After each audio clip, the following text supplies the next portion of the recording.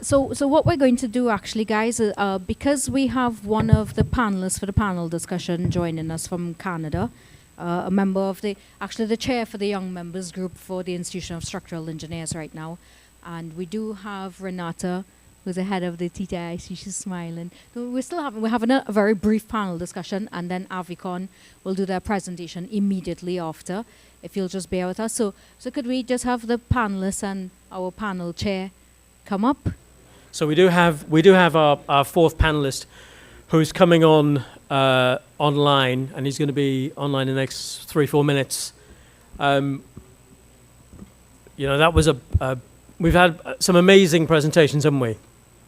Some really interesting. We came in with an alarming story, and it still is alarming with climate emergency. But I read something on NASA's website which was equally alarming, and that is, and this is because we've got the young engineers and the graduates and the undergraduates and the rest of us with where do we start, what difference can I make? And Mike, we've been having this conversation about, is it altruism? And no, there's a business case. That's one of the real positives I'm taking away from this conference, this 2-day conference, that there is a business case for doing the right thing and designing sustainably. It's not just altruism. But I read this whilst we're waiting for Navid online. And the 1.5 degree, I didn't know where it came from.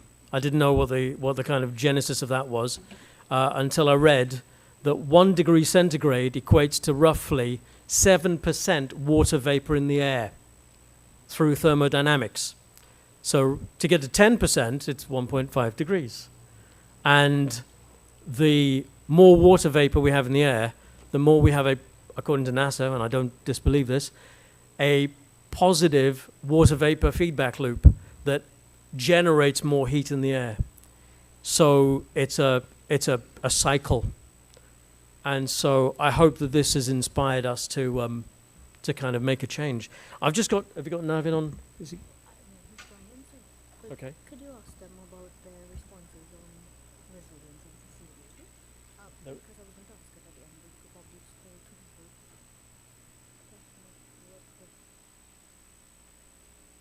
the Okay. Okay. So, I mean, we can, while we're waiting for Navid, he's the chair of the Young Members Group in Canada, I believe.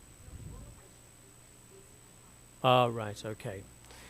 So I have a question. We had Mina Hasman start today, the keynote speak, and she said something that was interesting, which was, as soon as I find that, it was part of the mission statement, included sustainable, resilient, and inclusive design as a mission statement. And the question to Antonia is that, can institutions like CDB insist on sustainability or resilient design, or is it just advisory? That's to Antonia. Have we got a microphone for Antonia?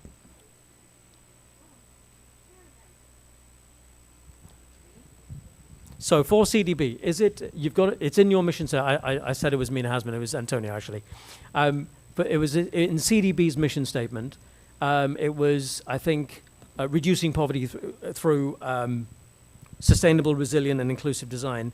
And the question is, how much insistence can you have in achieving that mission statement, because it's a mission statement, how much insistence do you have or power do you have over governments to achieve that goal? I think from the perspective of the bank, I think that the bank can insist in terms of the work that it does, in terms of the development of projects that we do incorporate sustainability and resiliency. To say that we would have power over the governments, I'm not sure if that is the right word to use, because I do think that we work alongside the governments, so we could try to promote it to the governments, but I think ultimately it would be the decision of the government for what they intend to implement.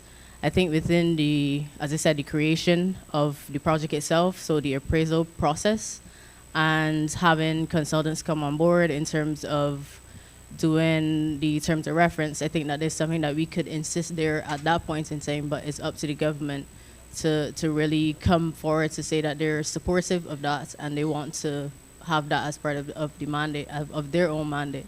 Because I think we see ourselves as partners to the country as opposed to basically instructing them of what they have to do. So our insistence should be on what we can control and then try to align ourselves with the government and for them to align themselves with us. In the main, have you found governments to be cooperative?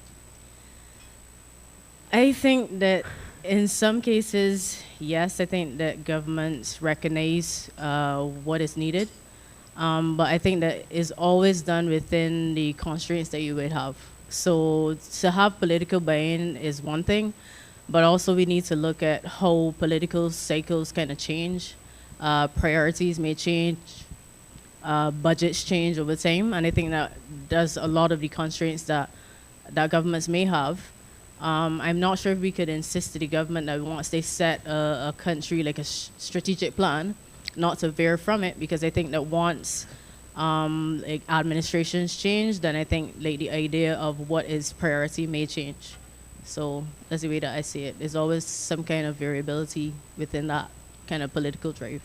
Okay. A question for Renata.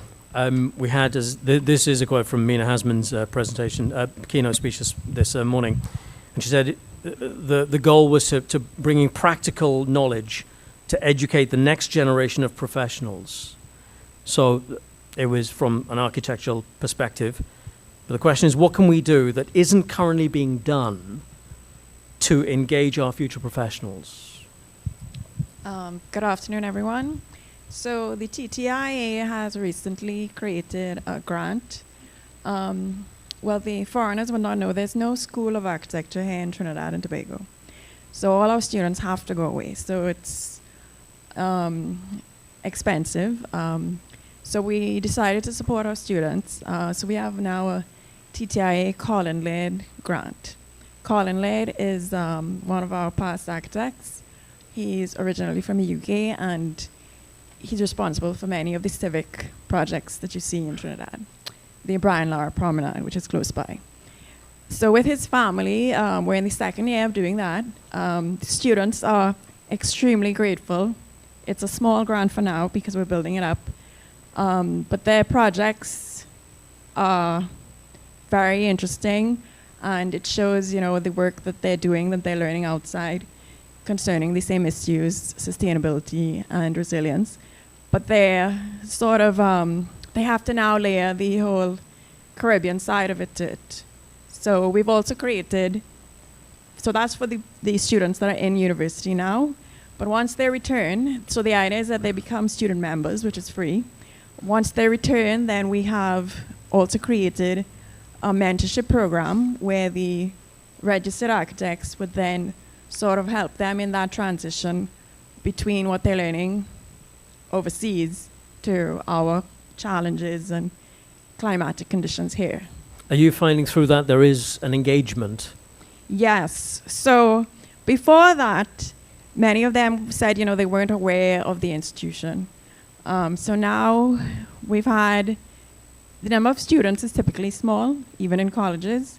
So for the first 2 years, each year we've had 11 students applying, and we've given out 3 grants each year. We hope to build and increase that every year and maybe extend it to different activities that are related. As well as, so it's undergrad and masters. So the masters do a presentation of their thesis projects to the membership. And we're hoping to extend that to the public by maybe an online application, have that recorded and on our YouTube channels. So, yeah. Thank you. Navin, can you hear us? Welcome. I can. Thank you very much. Oh, we can. Have you got a bit of volume on that? Navin's been patiently waiting over in Canada. Chair of the Young Members Group. Navin, there's a question to you on, as the chair of the Young Members Group, how do you find there's the engagement or the appetite for thinking about resilience and sustainability amongst the Young Members Group? What's been done? Share with us what's been done to promote that, to get them engaged. It's actually, I have to say, since I joined the young members group of the Institute, I've been nothing but impressed by how many grassroots activities are happening all over the world. One of the things that is that the YMGs has members from different regions across the globe, and it is, as I said, I've been very impressed by to see that from everywhere, young members have tried to challenge the status quo, to say what we've been doing is not enough. We have to do something more. We have to do something different, both in terms of sustainability and resilience.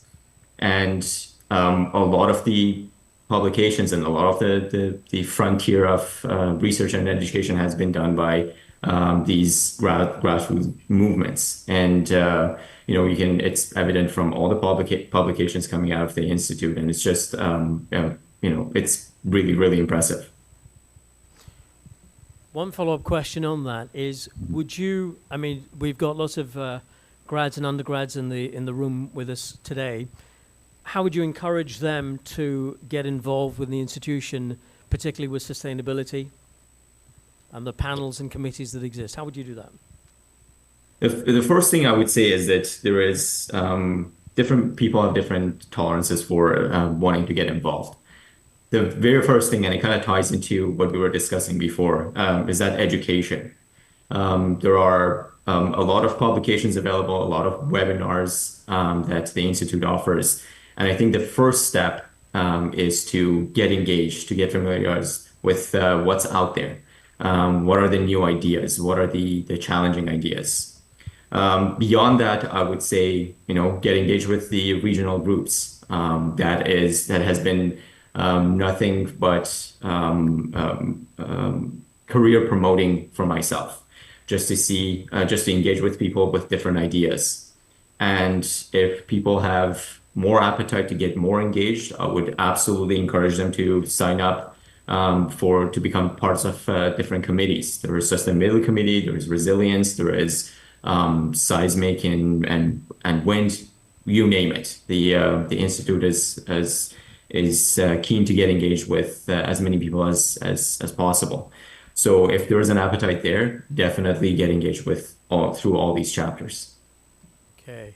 And just for the interest of time, we're well over. I've only got one final question to our final panelist, Savitri, and that is, during Tony McNichol's presentation, he said that assets are being used beyond design life. Is there anything, this is a question to you, is there anything more we can do to improve data on structures to inform remedial works versus rebuild within the Caribbean region? So we're talking about resilience and sustainability, and if we're looking at sustainability, it's reduce, reuse, recycle.